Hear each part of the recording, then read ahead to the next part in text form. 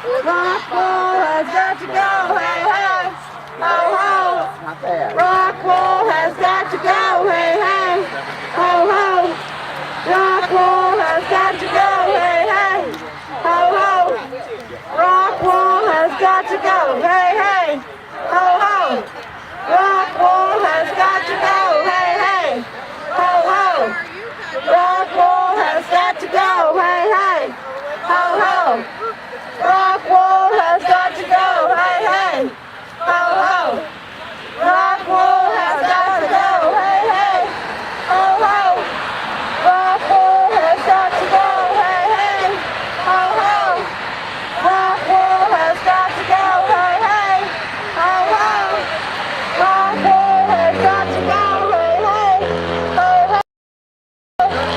Rockwool has got to go, hey, hey, ho, ho. Rockwool has got to go, hey, hey, ho, ho. Rockwool has got to go. Oh, ho. Rockwool has got to go, hey, hey, ho, ho. Rockwool has got to go. Well, you son of a buck stitch cowboy.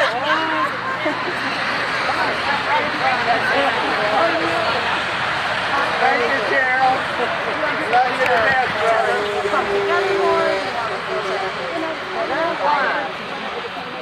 He's giving us smoke blends so much to the gray day because it's a dramatic.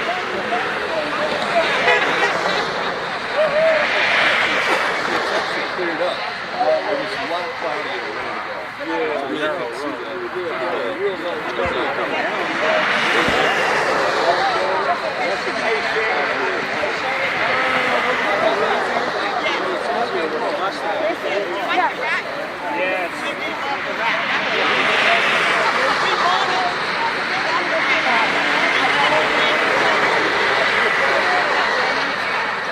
So you want to use his sign for the shoes?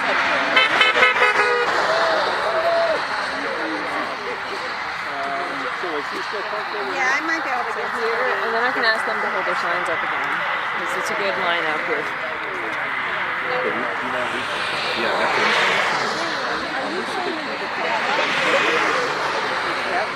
Well, hold on a second. I can't hear it. Hold on a second. Okay.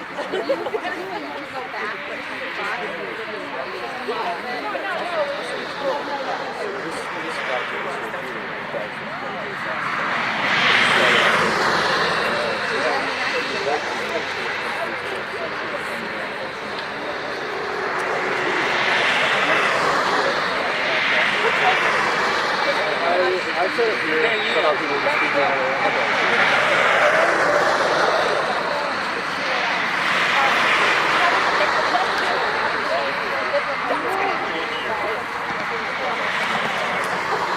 Behind it always. Yeah.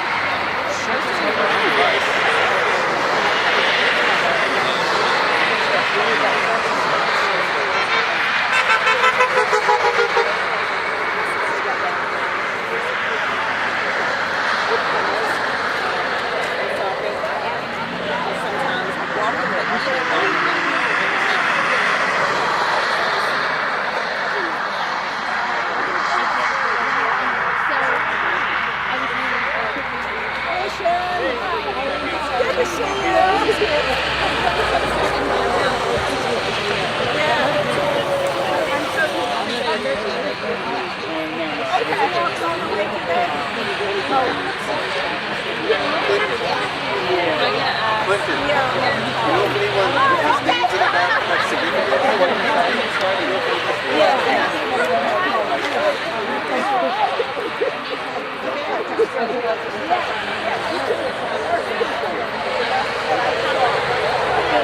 We're trying to get the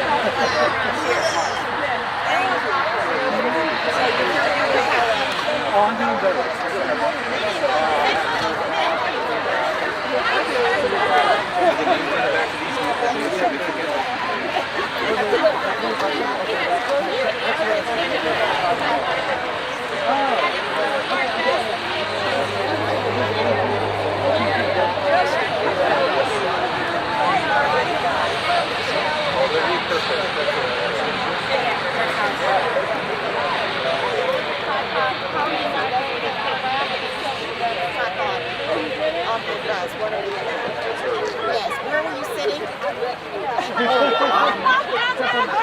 It's on the top shelf, close to the back on the right. Start on the way back.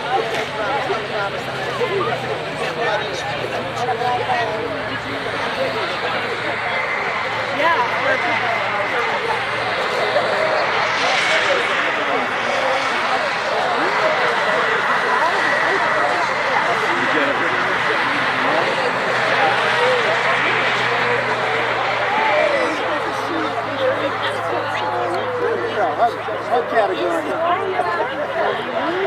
Alright, Wayne, I still need your help because I'm going to try to do the drawing really quick.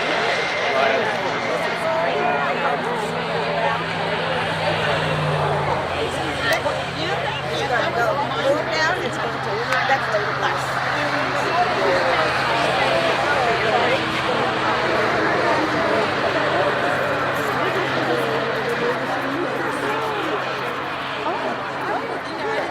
Yeah, Rockwool people really work for this time.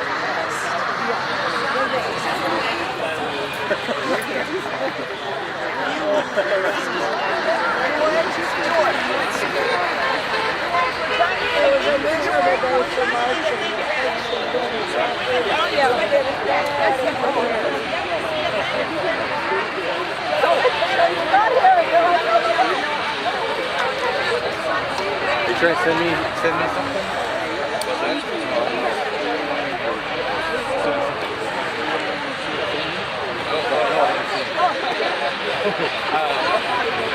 I was kind of doing Liz and Shelley,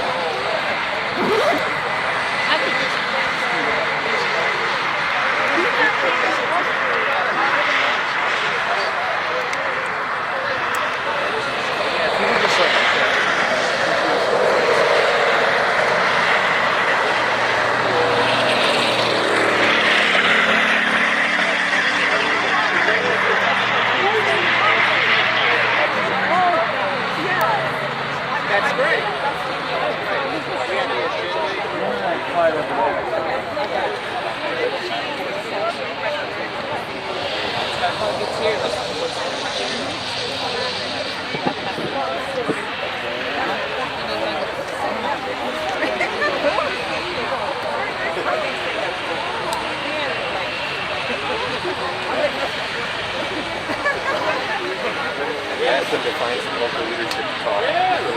Thank you for engaging from the start. And they're going to try to expand. We're on it. Clinton maybe to lead some songs so that we would like you to do more than that. Individuals behind the tombstone.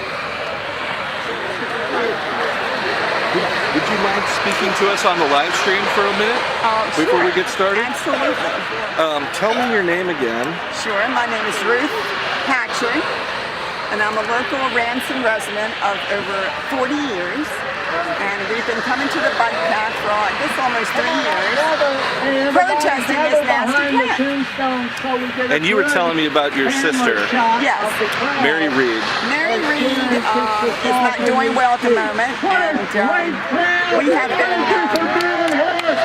Mary made all these signs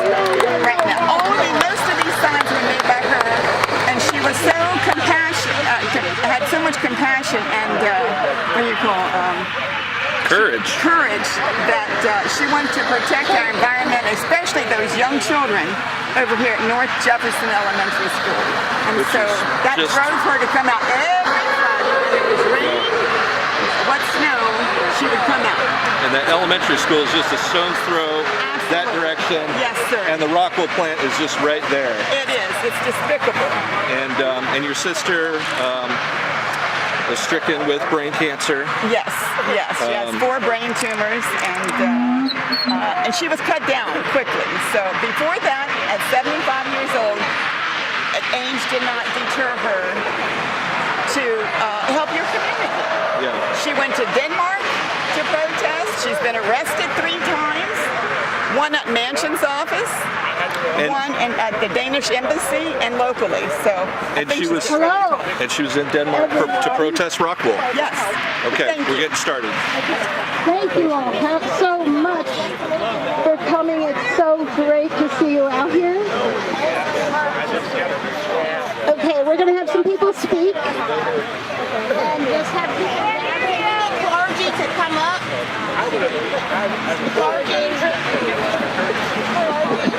Okay, I thought it was loud when it was off. But can you hear me now? Yes? Speak up, Sharon. Okay. Big girl voice. Okay. Hello, everyone. I'm so glad that you all have come out to help us get the word out about Rockwool. I can see it from here, and it's absolutely horrifying. All that toxic gas and filth and poison is coming out of their smokestack, and that smokestack is 2,300 feet away from a Title I elementary school, and Rockwool does not care at all. Breaks all of our hearts. And it's terrible what they're doing to these children. They have, they can end up with learning disabilities by the poisons that are being put in their bodies at a young age. And they come out here, they play at recess right behind those trees. And I don't know if you can see the plume coming from the smokestacks across the street, but that's the situation. That's a big part of it.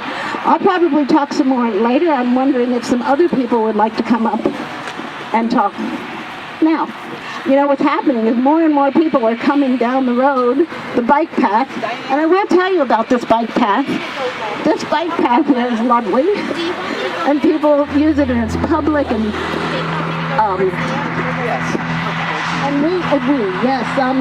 I'm a representative, happen to be president at the moment of Eastern Panhandle Green Coalition. We are one of the early organizations, and there are many in this county, and they're all amazing. They are fighting Rockwool to this day. Even though it's operating, we're not done. We're not done at all.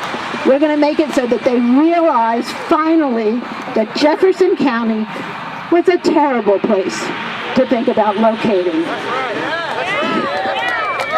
Yeah. And we also want to make sure that nobody else thinks about doing the same. So that's what we're all very busy making sure that we can have an effect on keeping this county cleaner than government and industry wants to make it. They never asked us, we never gave them consent, and we still don't give them consent. Okay. So, Let's start with a song. oh yes, That's all right. right. Hey y'all, let's give a big round of applause for Sharon, for the Eastern Panhandle Green Coalition, and all of us that are gathered here today fighting against this toxic plant fighting for living wages and health care, to end poverty and to end racism. In this movement, in the Poor People's Campaign, we sing a song called Someone's Been Hurting My Brother and our sister and our students and our families and our siblings. And this song started in a very similar place to Jefferson County, West Virginia. It started in Stokes County, North Carolina, with people just like you who were fighting against Duke Energy and the coal ash in that town. In Blues Creek, North Carolina, where coal ash rains down on people in a way that they have to sweep it off their cars in the morning so that they can see to drive to work. And Reverend Barber and Yara and the North Carolina NAACP back in 2012 or 2013 were visiting the folks who were organizing in Blues Creek. And there was a town hall where people were putting Duke on notice and were testifying about the rare cancers that were forming in people's bodies and the diseases that were happening because Blues Creek is a recreational lake where people were swimming and fishing and not knowing that they were getting poisoned by the same company that was charged to keep them warm in the wintertime. And Yara usually sings this song for us, and she talks about how this song came to her from the spirit of the struggle in the moment of that town hall in Stokes County. So I thought that maybe here, facing Rockwool and all of this toxic garbage that's going into the air and poisoning these students right behind us at the elementary school, that we might sing this song, connect ourselves in struggle to our friends down in Cancer Alley in Louisiana, to our friends in struggle in Stokes County and North Carolina, and all of our siblings in struggle who are fighting for a cleaner, better place to live where there's clean air and clean water. So I'm going to start singing, but you all have to sing with me, right? Because I don't want to sing by myself. Can we do that? Yeah. All right. Somebody's hurting my brother, and it's gone on far too long. Yes, it's gone on far too long. I tell you, it's gone on far too long. Oh, somebody's hurting my brother, and it's gone on far too long, and we won't be silent anymore. Somebody's hurting our students, and it's gone on far too long. Yes, it's gone on far too long. I tell you, it's gone on far too long. Oh, somebody's hurting our students, and it's gone on far too long, and we won't be silent anymore. Our families, somebody's hurting our families, and it's gone on far too long. Yes, it's gone on far too long. I tell you, it's gone on far too long. Oh, somebody's hurting our families, and it's gone on far too long, and we won't be silent anymore, and we won't be silent anymore, and we won't be silent anymore.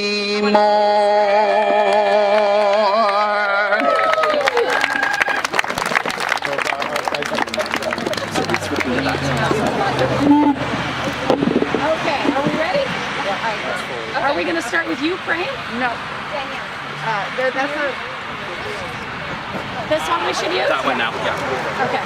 So, Dr. Liz, have you said your prayer yet? I will say a prayer. I will say a prayer, but I don't need to start off. I don't have my focus. And Dusty, are you going to say a prayer? I know you sing the poison. I mean, whatever you want. That's what I understood, yeah. We can just fill in the books that everybody has the... Okay, everybody. I hope you can hear me. So, we we'll start with a prayer, then we have about 5 speakers, and then we'll be done. But thank you to everyone for coming. We are the lucky ones that can come today. There are several that we need to keep in our minds. Among them are Barbara Kraft and Benita Keller, 2 of our staunchest allies who died this year. And I know that we miss them all terribly. Louder?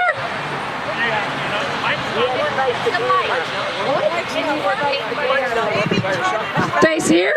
Is this better? Turn the speaker. Turn the speaker. Okay. Is this better? Whoa. Tell me what to do, people. Face the camera. This is our live stream. Yeah. Stay right in front. Face right. Okay. Is this better, guys? Yeah. All right. Sorry. I'm not used to talking to a camera and not you guys.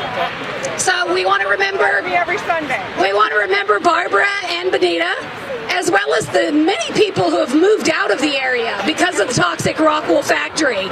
That includes Lee Smith, the Prillamans, the Caps, Lee and Hank. There's a number of them that have moved out of the area, and we are here representing their interests as well. We are also here for the people who are ill today. Principal among them is Mary Reed, and Mary Reed is in the hospital right now, but you know that she was here every single Friday, right here on this bike path, protesting Rockwool's ecological devastation. I received messages from over 75 people who said they'd like to be here today, but they have to work or they're ill. So that's certainly understandable. So we'll start with a prayer, and then we'll move on to a few speakers, and then we'll end with another prayer and probably a song. Thank you to everyone for coming out. Okay, either one of you. So Reverend Gusty from Shepherdstown Presbyterian is going to lead us in a prayer.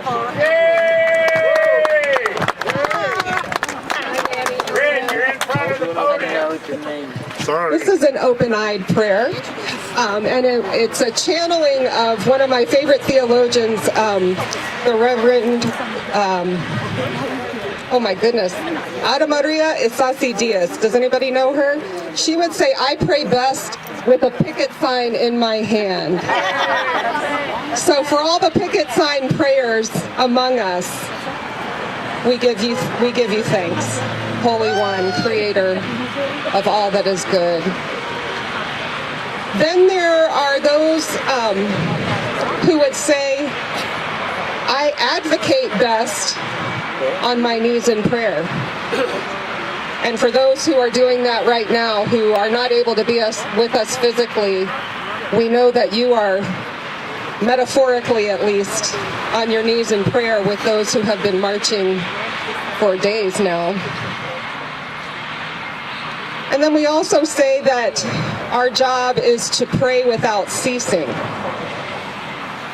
And so I invite you all to consider, what does that look like for you with your picket sign, with your metaphorical kneeler, with the knowledge that our very spirit, the Spirit of God that is breathing and flowing through us, is being choked in this very moment by the toxic waste coming out of Rockwool across the way. What does our prayer look like when we can't breathe? When people who are around us, when children are struggling to breathe? In many ways, that prayer looks like anger. It feels like anger. It should be angry.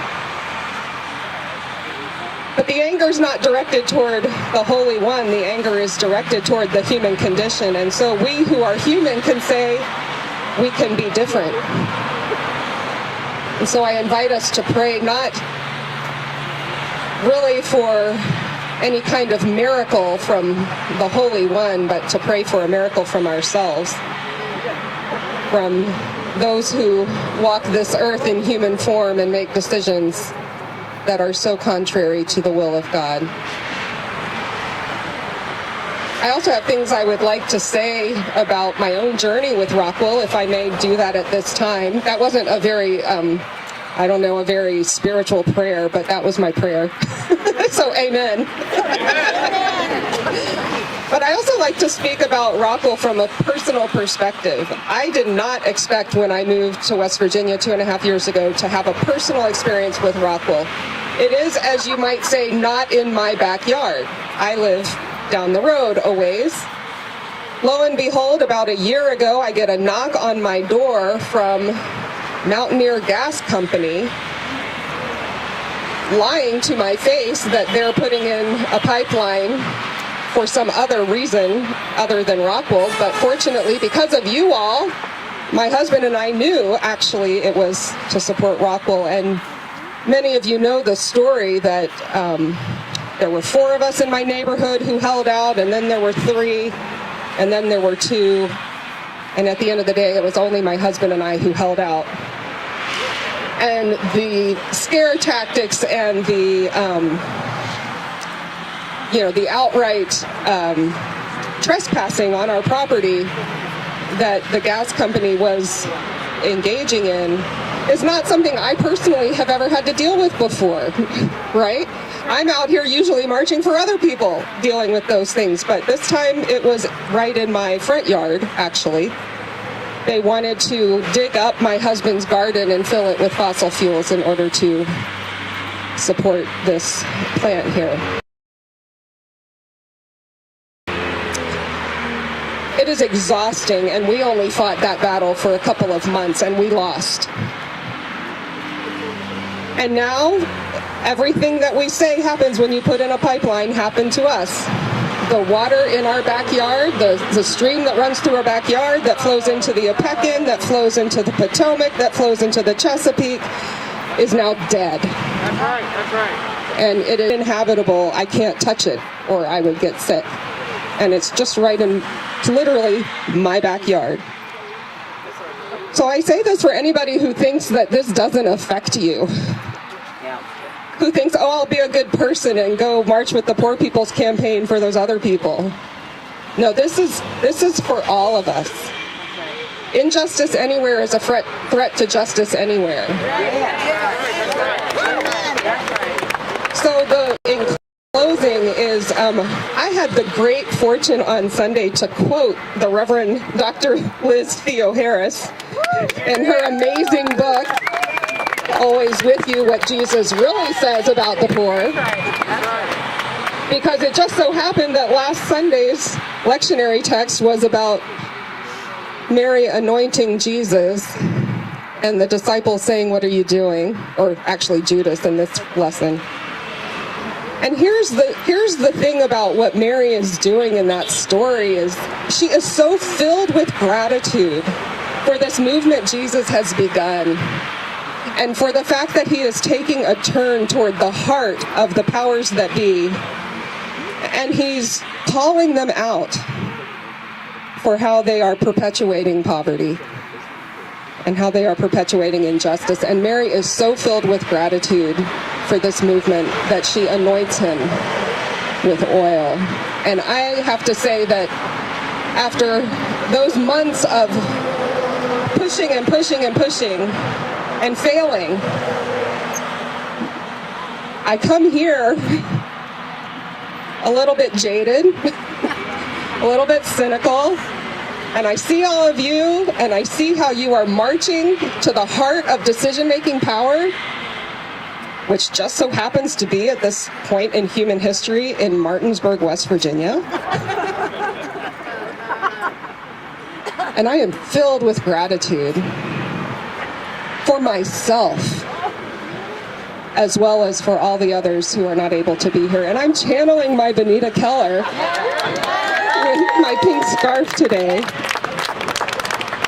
And I am metaphorically anointing all of you to keep up the walk. To keep up the walk. Keep up the walk. And if you fail the way Jesus failed, hallelujah. Hallelujah, because there is an opportunity on the other side of that failure to make the movement even bigger. And that's what this is about. Thank you all. Thank you. Pastor Dusty. Thank you very much. I hope I'm doing this right now. Put it up close to your mouth. Okay, I was told not to. Right in your mouth. Okay. So our next speaker is Susannah Buckles. Susannah Buckles has a farm near Rockwool, and so she's particularly affected by this, and I think she's written a poem for this. Susannah? Hey, Susannah!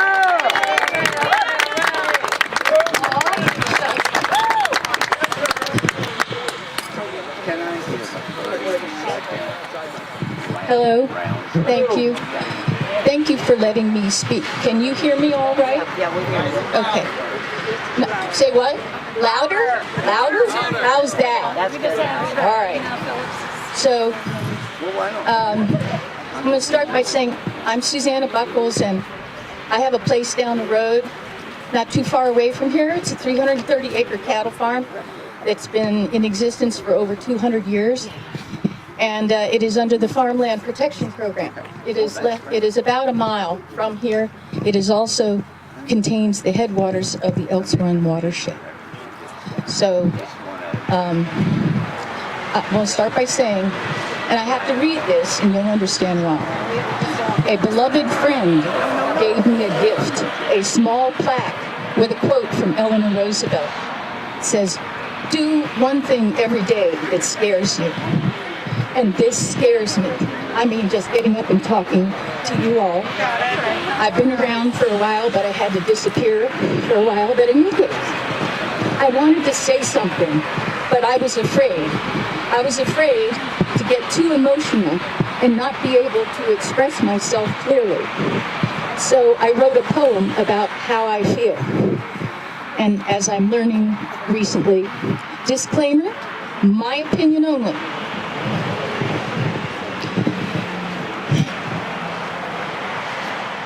I was born in West Virginia, IA, so I feel I have a right to say our governance betrays us and sells us away, no matter the needs of the people who pay. And the greed of the few supersedes the lives of the helpless and their needs. Now here I stand on this dear land, my anger so great, so full of disgust and hate. These wrongs I can't take. Affronts to all humanity. That's right. Yeah. And so I say, gentle me down, Lord. Gentle me down. I can't take it anymore. Gentle me down. Namaste.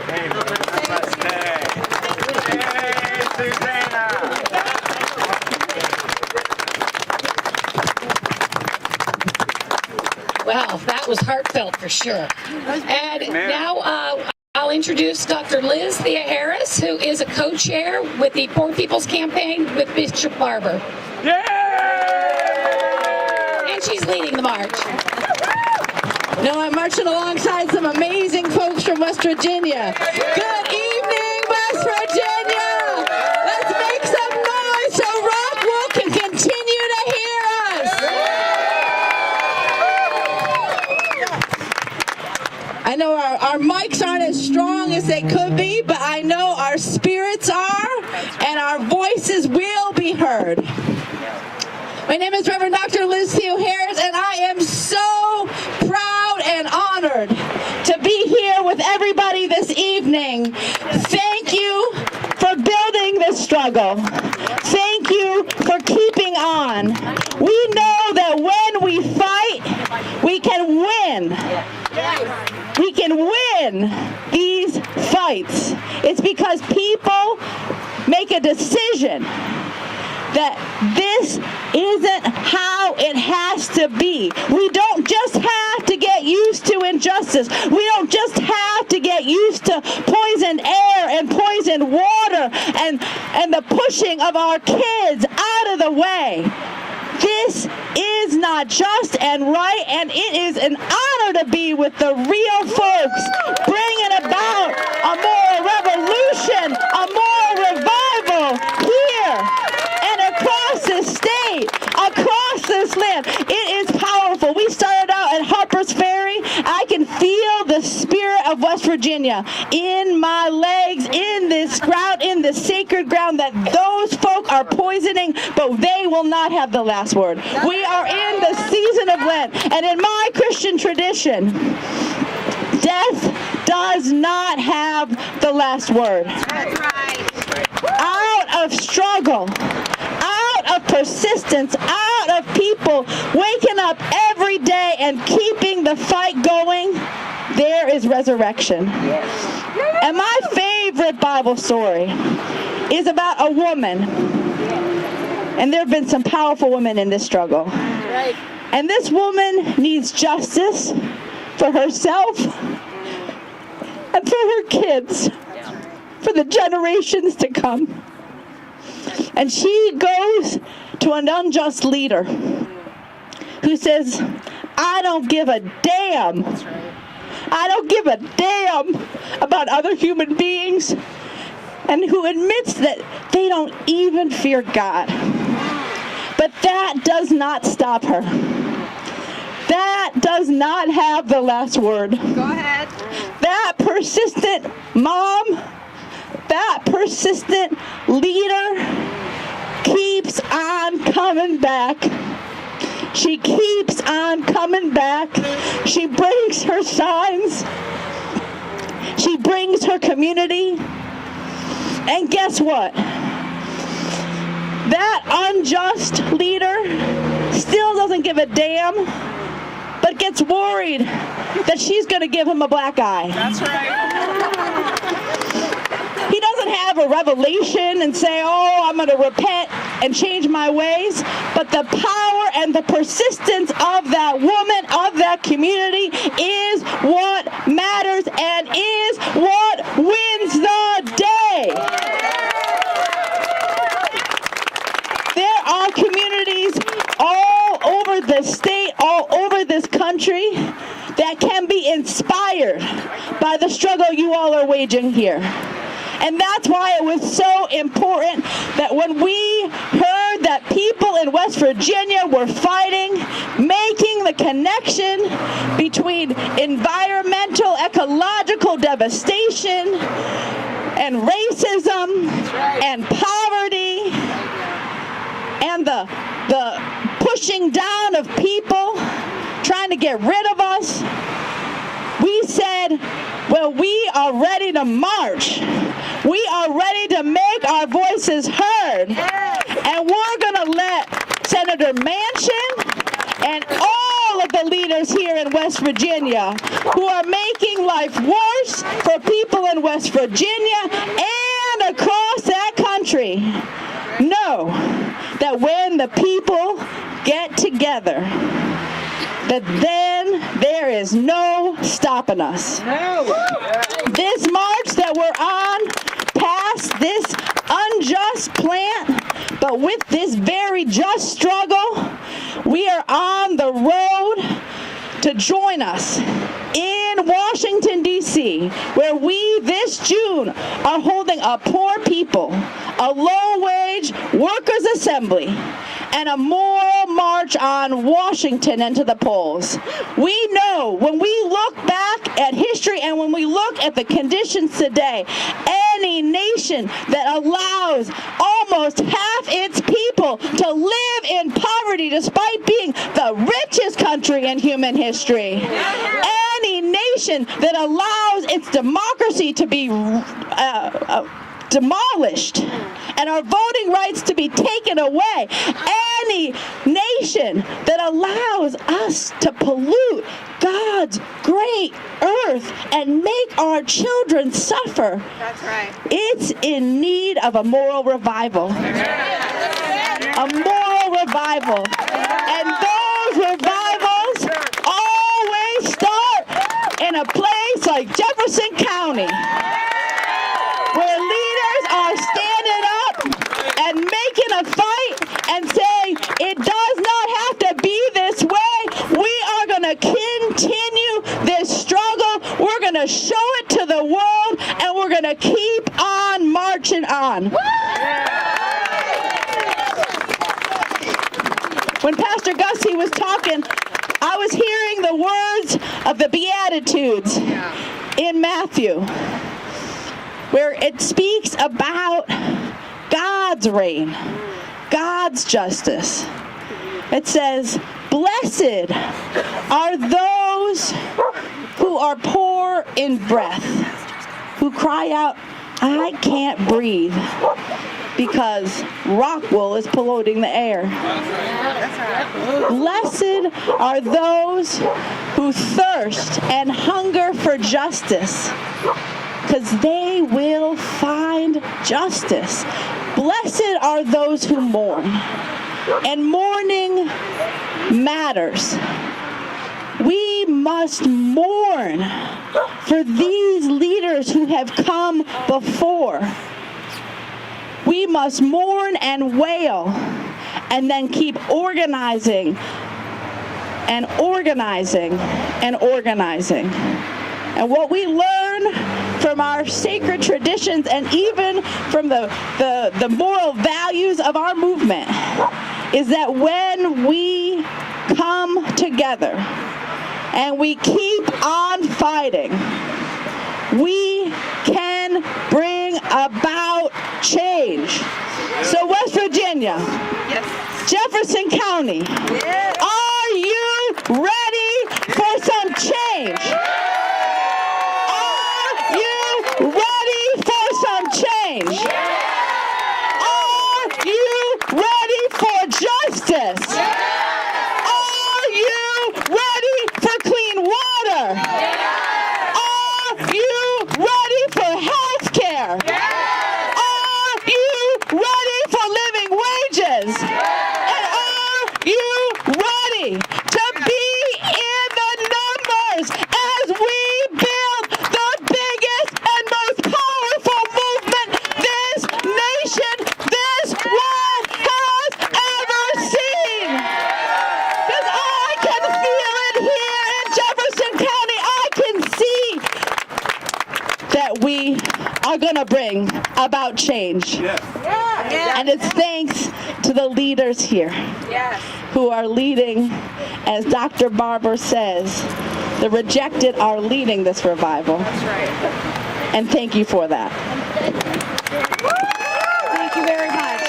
And thank you for members of the Poor People's Campaign for traveling from New York to New Jersey to maybe someone was from Mississippi even to join with us and help us raise our cry on the injustice of Rockwool.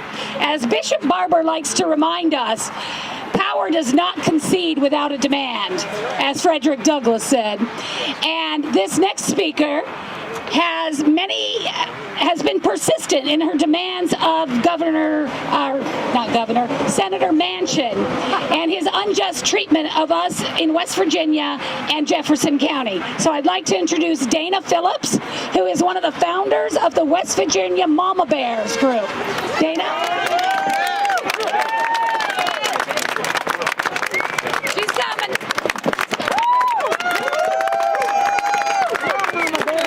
I tried to get you attention. I was talking. Okay, hello.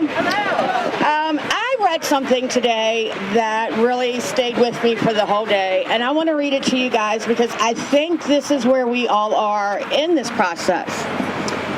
We all place ourselves in danger to one degree or another when we stand up, but we place our children and our grandchildren in even greater danger when we don't.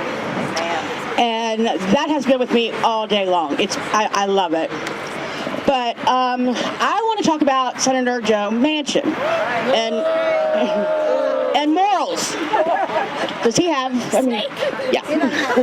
So let's start off with Joe Manchin owns between $1 and $5 million of inter-system stock, which is a coal brokerage firm he founded in 1988.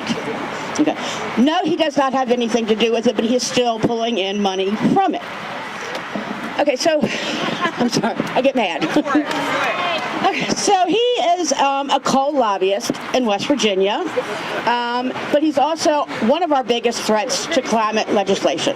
He is not, he's just repeatedly turned his back on us.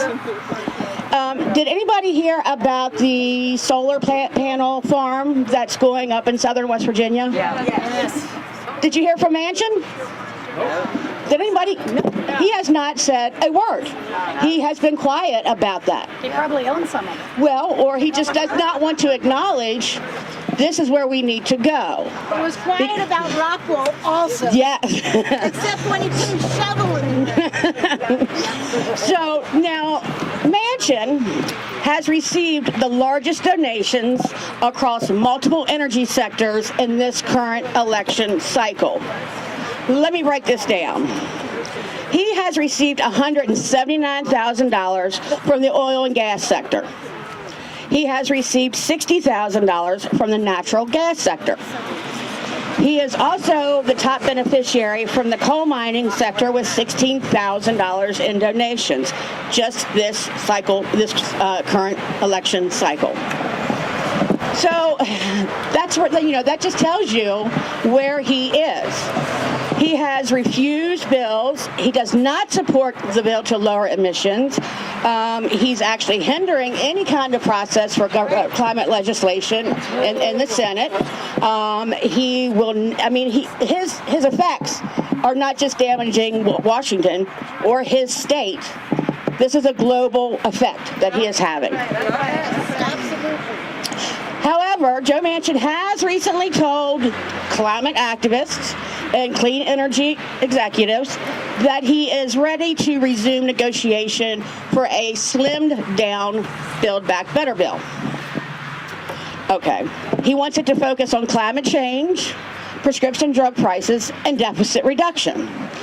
He doesn't say anything about the child tax credit, but that's another story. But at the same time, he has continued to state that President Biden needs to act on the Equitrans midstream pipeline. He wants that to come back since it's been installed, in January. So how can you're like talking out of both sides of your mouth. That's Joe Manchin. Yeah. I'm sorry. He gave you a little bear since you're the mama bear. That's right, my baby bears. So last month, we're marching for Manchin. Yeah. He asked the Biden administration to move forward with a lot of energy requests. One is increasing the oil and gas production on a federal and state level. Okay. Another one is he wants to do a new 5-year Gulf of Mexico oil and gas leasing plan to replace the one that's expiring in this June. So it's not hard to see why he is now all of a sudden, let's do this now, because we have the June's almost here. He has continuously, and I know this for a fact because I'm one of them, he has turned his back on his constituents who repeatedly tell him what we need and what we cannot do without, and he has repeatedly turned us down or ignored us. He says that he's listening to us. He is not. We have proof of that. So we just cannot allow him to continue. We have to make him accountable. We can't go with, we won't vote for him again because we're still stuck with him. So we just have to learn how to make him responsible and keep and just keep at him, keep going at him, because he says no one is talking in the grocery stores. No, we're talking in the grocery stores. We're talking everywhere. He's not listening. That's it. Thank you.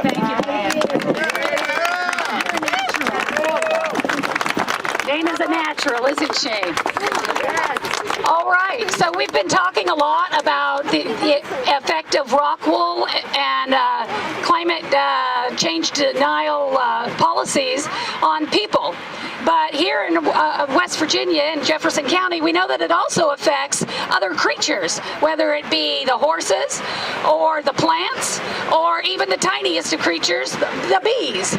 And our next speaker owns an aviary and is a local businesswoman, and she is expecting to be severely impacted by the Rockwool factory and its pollution. Jennifer King?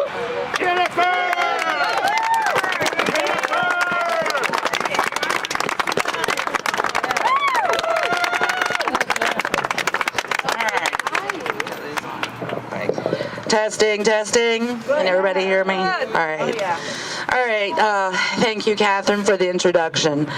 Rockwool Mansion, almost all of West Virginia state, local government don't care about you. That's right. Time and time again, these parties have valued profits, poison, and pollution more than people.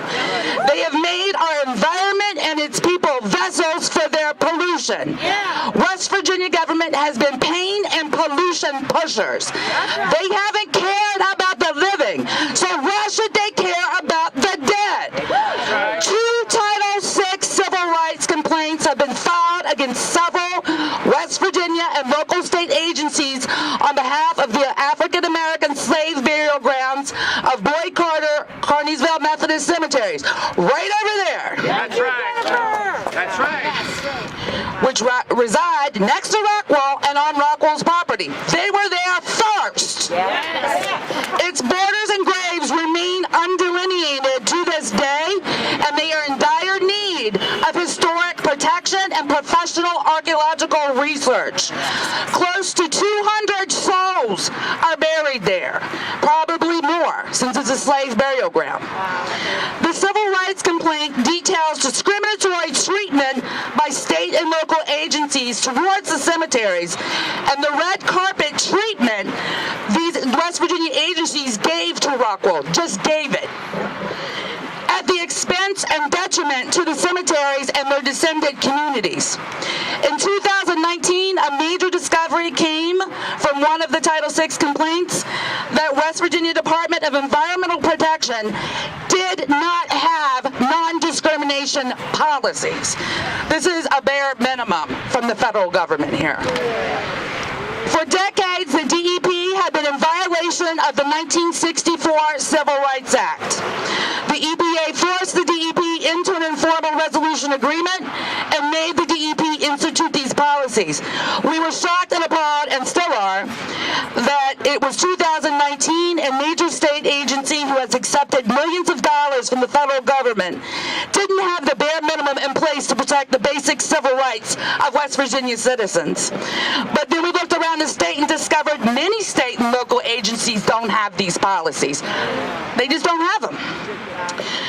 So these non-discrimination policies not only protect people of color, people with disabilities, and persons with limited English proficiency, these policies protect us all by ensuring we have meaningful public participation within our government, to ensure we are not constantly railroaded and blindsided like we were with Rockwool.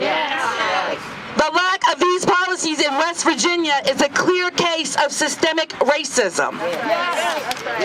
There's a lot of work to be done in West Virginia to help lift our people up and fight our continual government oppression.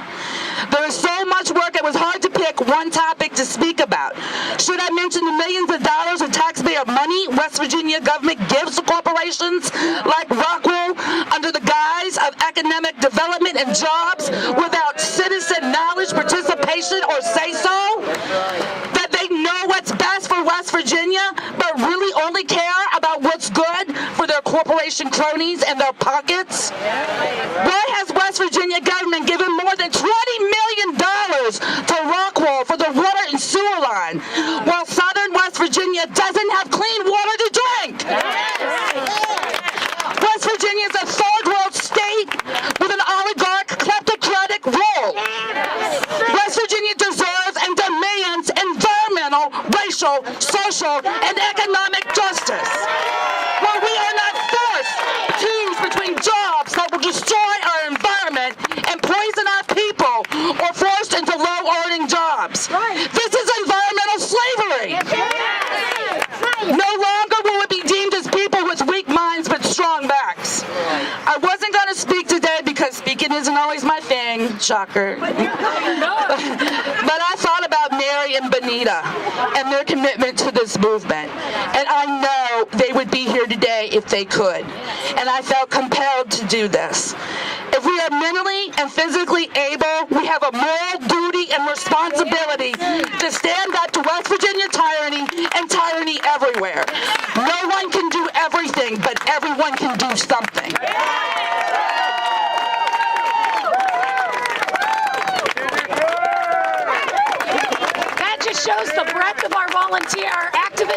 West Virginia. I thought she was going to talk bees, but she went way beyond that. Now we have a special treat that not many have, and Bishop Barber wants to address us by phone. Bishop, you're on. Let's hope it works. Can you hear me? If you can, say forward together. Forward together! Not one step back. Not one step back! As I was listening to my dear sister, I had to come back to North Carolina. Couldn't help it, and I'll be back in the morning in West Virginia. I want to ask everybody there to keep marching with us. Join tomorrow, even if we change the time to the evening. The local will make the decision. And then march with us Friday, and then get everybody you can to come Saturday. Because not only once we talk about the West Virginia government, we've got to name it. It's your Senator Manchin. Everything that everything she just mentioned could be shut down by your senator. Everything. When senators demand that civil rights requests go in Title VI, they get investigated. When senators say that an area is hurting my citizens, it gets dealt with. So we've got to name this and put it right squarely on the back of Senator Manchin. Let's not generalize about it. That's right. The other thing we have to do is this is not just racism. I want y'all to hear me now. This is not just racism. This is happening because it's a poor community and a black community, and the same thing happens to poor white communities.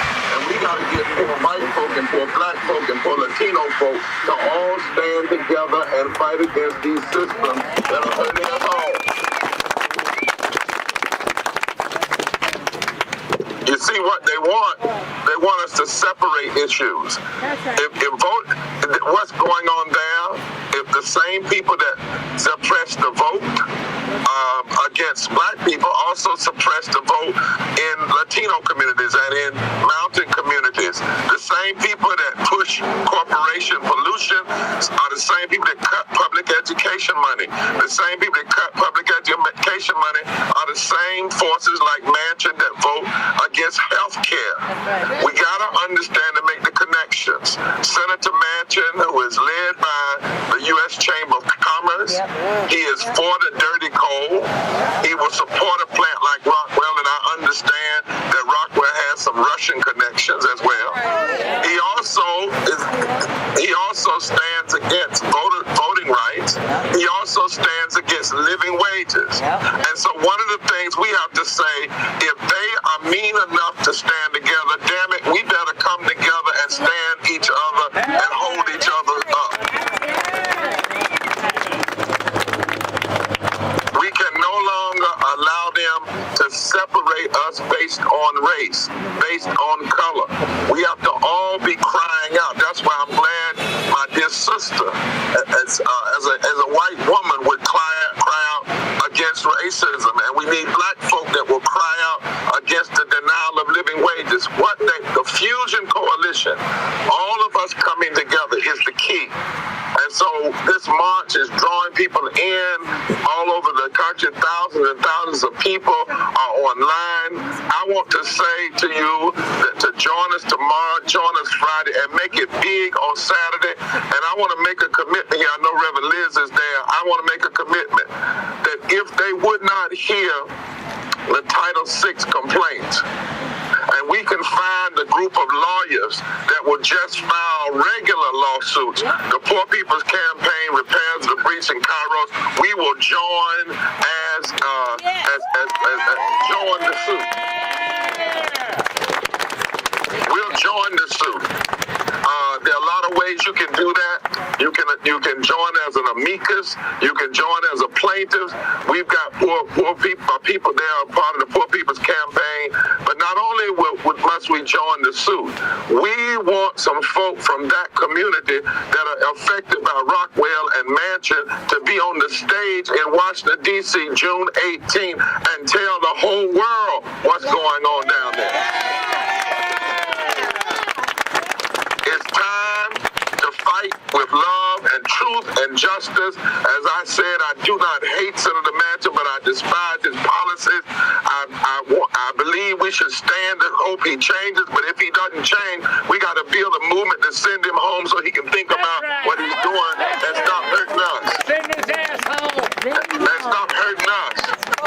And so we've got to have mass movement. We've got to have mass movement in the street. We've got to have litigation in the court. We've got to have voting in the voting booth. It all goes together. You can't do one without the other. So let's mobilize tomorrow, mobilize Friday, mobilize Saturday, and then let's have a mighty mobilization from West Virginia to Washington, D.C. on June 18th for the mass poor people's low-wage workers assembly and moral march on Washington and to the polls. Let's shake this nation up. It's time for the rejected communities to stand together and fight for our lives. God bless you all. See you on the front lines tomorrow.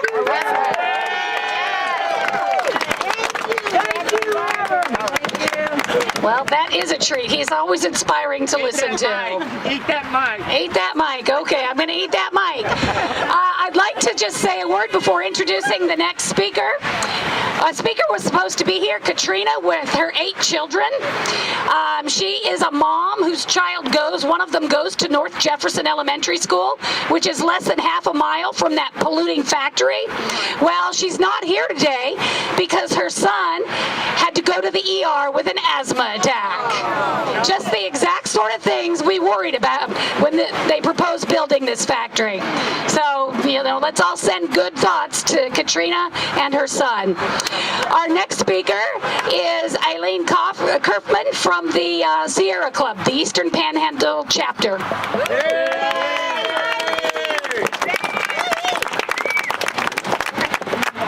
Hello, I would like to speak today in honor. I would like to speak today in honor of Mary Reed, who has just been so stalwart. The flowers that are by the podium were picked in Mary's yard today. I've known Mary for 20 years or so. I live in Scrabble, which is over on the other side of Shepherdstown. I feel very honored to be speaking today. First of all, people who have been so dedicated that they walked such an amazing distance. And second, the speakers who have preceded me, to say the least, are a very, very tough act to follow. Especially Barbara. I am humbled to be here today. Thinking about the Rockwool situation, we've heard our politicians say that we need to make the most of our resources here in West Virginia, to exploit our resources to further and better ourselves. Exploit. Okay, so I'm kind of a nerdy type. So I go to Merriam-Webster. To exploit means to utilize, but it also means to make use of meanly or unfairly to one's own advantage. You think about that definition. It is morally wrong to exploit. It is morally wrong to use meanly or unfairly our Mother Earth for one's own advantage. It is morally wrong to use meanly or unfairly people. Yes. People are not things, and things are not to be used meanly and unfairly. Folks, when we understand this, you come to that understanding and you can't go back. You can't put it back. What does that mean for you? It means you start asking questions like, why is this factory even here? How did it come about? How did I not notice? Why didn't I do something? How did it ever get permits? Permits for that stuff coming out of that smokestack. Is it just that we were complacent? Sorry. What about lives, where were they? What were they thinking? Whose interest were they serving when they cut that deal behind closed doors? So, what do we do now that it's here? How do we get over that hopeless feeling that we know all too well in West Virginia, that nothing we can do is going to make a difference? What do we do to get a place at the table where decisions are made? What do we do to build power? And I am so encouraged standing in the middle of such a large group of people who are asking the same questions and finding answers. We must speak our truth. That means we show up to defend our communities. It means that we insist that the Department of Environmental Protection do its job. That's right. It means we pester our legislators to write better laws that actually protect our people from dirty air, dirty water, and the devastating effects of unchecked climate change. That's right. It means supporting our own candidates when the current winds do not take care of our community and our world. It means we stand up against greed that destroys our home, the earth. It means standing up for ourselves, for all of us that inhabit this earth. It means standing with our allies. Together, we can be the change that we want to see. Thank you. Thank you, Eileen. Well, she did quite well following Bishop Barber. I would not have wanted that placement, that's for certain. Our next speaker is a 14th generation Jefferson County resident. She knows well the potential damage that this, well, not the potential, the damage that this factory will wreak on our county from all possible angles. Let me introduce Dr. Christine Weimer.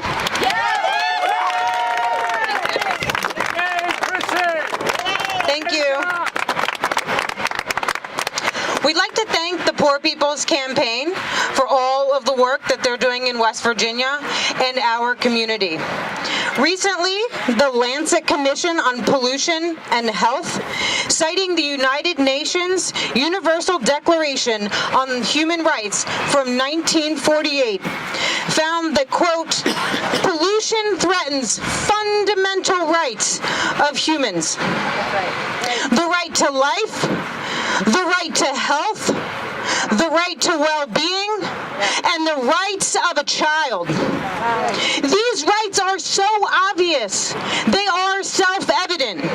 Yet, in this, the wealthiest country in the world, some populations find that their rights are easily ignored. In fact, the siting of this plant in this environmentally sensitive location on this land governed by a municipality 6 miles away, only connected by a long, thin strip of land on this highway, in a community here that has no elected representation in that municipality, with one of the most underserved, economically disadvantaged, and diverse populations in this county and in this state, with a Title I elementary school right across the street, where the diversity rating of that school is more than twice the state average, and more than 50% of the students at that school qualify for school lunch and qualify as economically disadvantaged.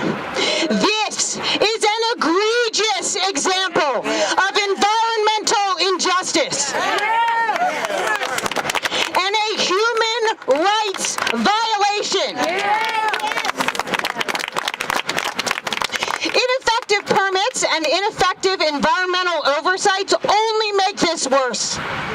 The state asked Rockwool to do better. And in denying doing so, in refusing to do so, Rockwool said that the benefit was not worth the cost.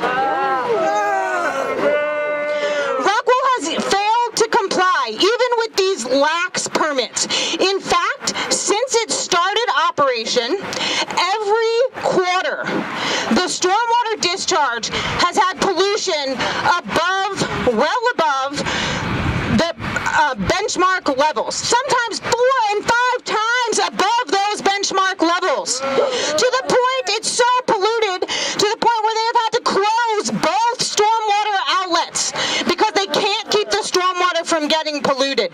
Just 2 weeks ago, Rockwool submitted its year-end report on its air permit for last year, and they reported that they had 11 areas of non-compliance with the air permit conditions. 11! Shut them down!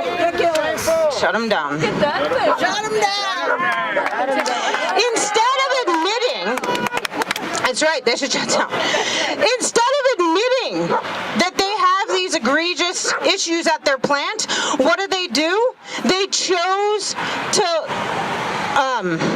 gaslight the concerned public and the informed public. They told our elected leaders as soon as 2 weeks ago that that was just steam coming out of that smokestack.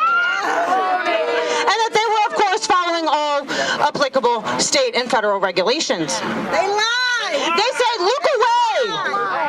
Nothing to see here. To further discredit our concerns, they call us NIMBYs. And while the ecological environment where Rockwool is located is unique, the societal pressures that led to this being placed here and the challenges that it puts on our community, we know are not unique to our community. That's right. But we also realize that if we don't stand up for our own backyard and our neighbors, that no one will. That's right.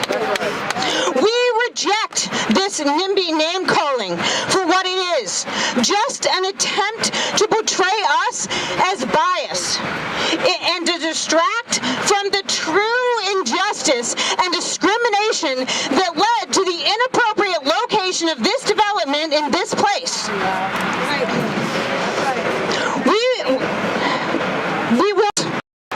We will not be distracted. We will not be deterred. And we will not let Charleston and Washington and the world look away. We will not let them look away from the injustice of Rockwool, not from the injustice of poverty, and not from the injustice that the people of West Virginia have had to bear for far too long. As it states in the Poor People's Campaign mayoral agenda, we must stop the attention violence that refuses to see these injustices and acknowledge the human and economic costs of inequality. While there is no doubt that this work is challenging, as President Kennedy said, this challenge is one that we are willing to accept, one we are unwilling to postpone, and one that we intend to win. Forward together, not one step back. Thank you.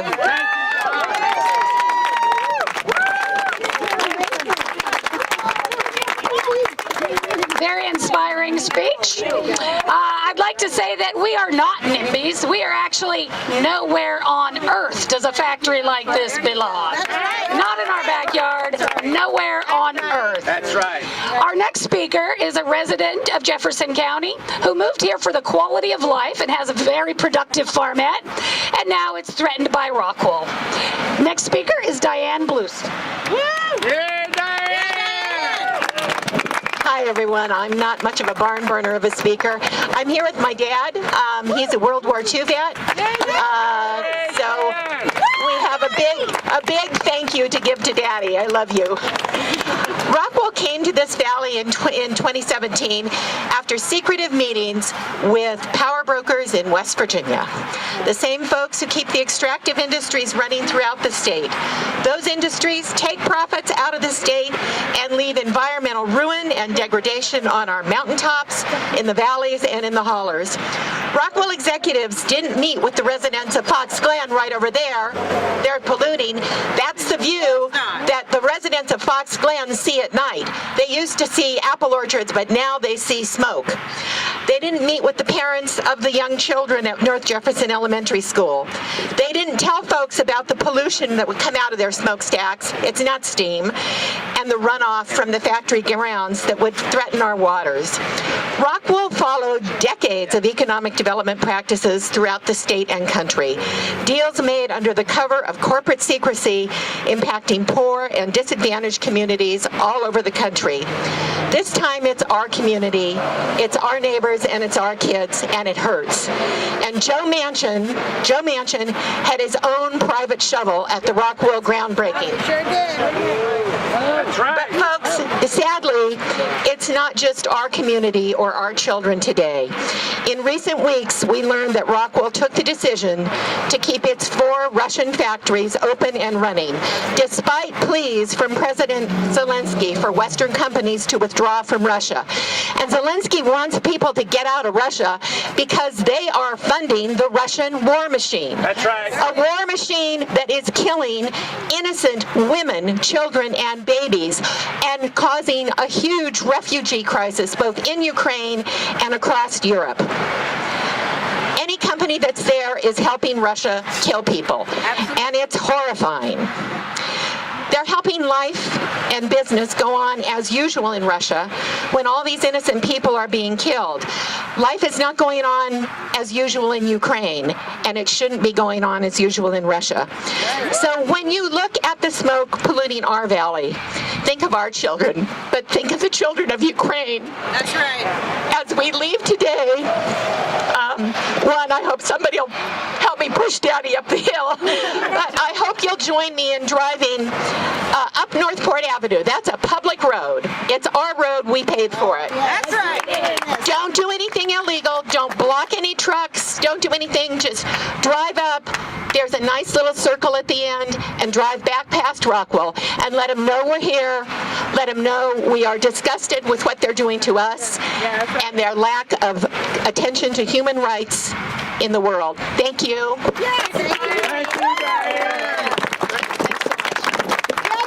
Thank you, Diane.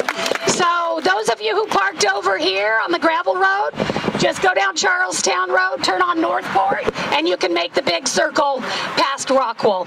Put your Say No to Rockwool signs in your windows if you can.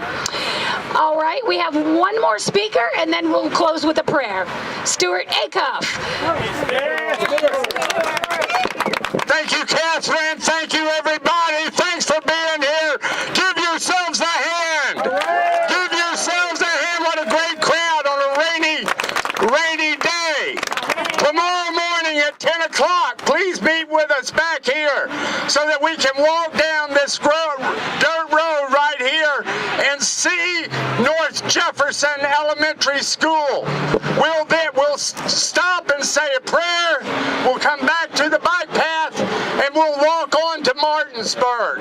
We'll walk to Martinsburg tomorrow. On Friday, we're walking up Queen Street. And on Saturday, we're meeting at 10 o'clock at Manchin's office in Martinsburg. And everybody has got to be there. Everybody. Make some phone calls. Tell your friends. Tell your neighbors.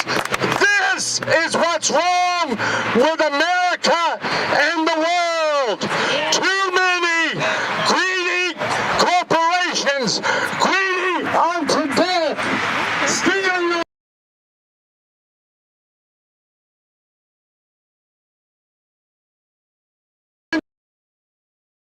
workers, low paid and poor. This is what's wrong. This is our fight. It is linked to the fight of everybody like us all over the world. Now, I just want to say one final thing, and I'm done. And I'm going to follow Diane, and we have to show Rockwool that they need to pull out of Jefferson County and their ass out of Russia, too. That's right. Okay. No, she's gone. She's gone. Yeah. So, I want to make sure that we're strong on Saturday, and June 18th, that is going to be our day in Washington. Finally, I'm going to end with this, and we will close. Maybe close with a song. What I want to end it with is my gratitude to all of y'all. We have nurtured one another through 4 years of struggle. We have held one another up on every Friday when we walked this path here and demonstrated against Rockwool, at county commission meetings, in Manchin's office, over and over at the voting booths. God bless y'all. Thank you for holding one another up. Thank you for holding all of us up, and say the hell no to Rockwool. Thanks, everybody. See you at 10 in the morning. All right, sing your song. What do you want to sing? Ain't gonna let nobody turn us around. You sing better. Ain't gonna let nobody turn us around. Turn us around.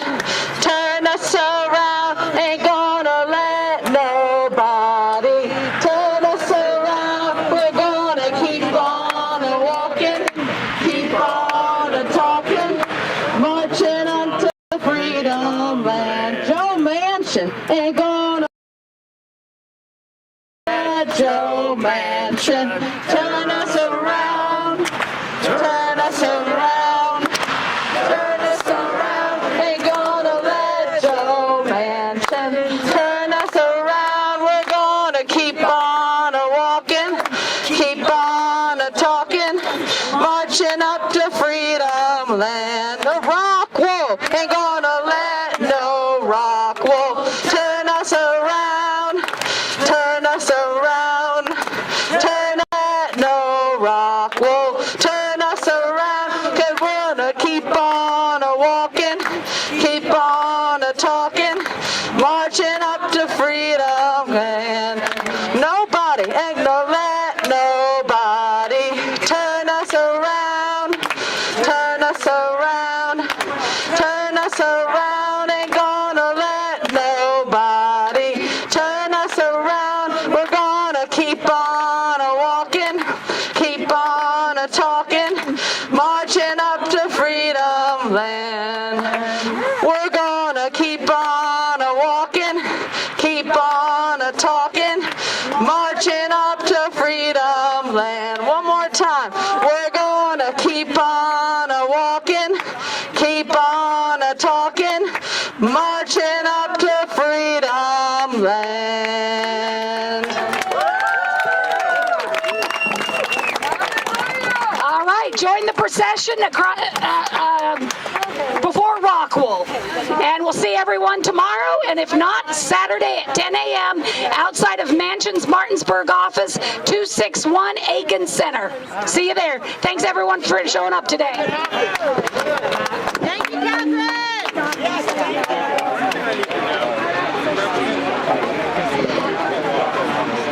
Anyone who was marching today, the bus that we came in on is over this way down the dirt road, okay? You're gonna go this way to get back to the bus. Yeah, let them know that the bus is going down the road to Rockwool. Yeah, it's good. She wants to. I don't know. Yeah, so the bus will be going down the road to Rockwool. If we can go ahead and get on the bus and follow the other follow the caravan. Is that yours?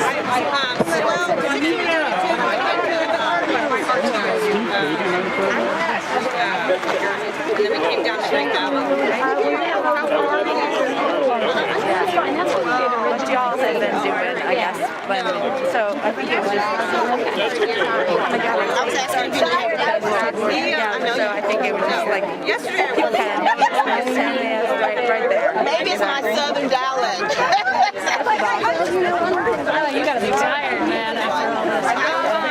Thank you very much. Thank you. If you want, don't you want to go drive? I guess we'll gather the signs and then we'll drive past her.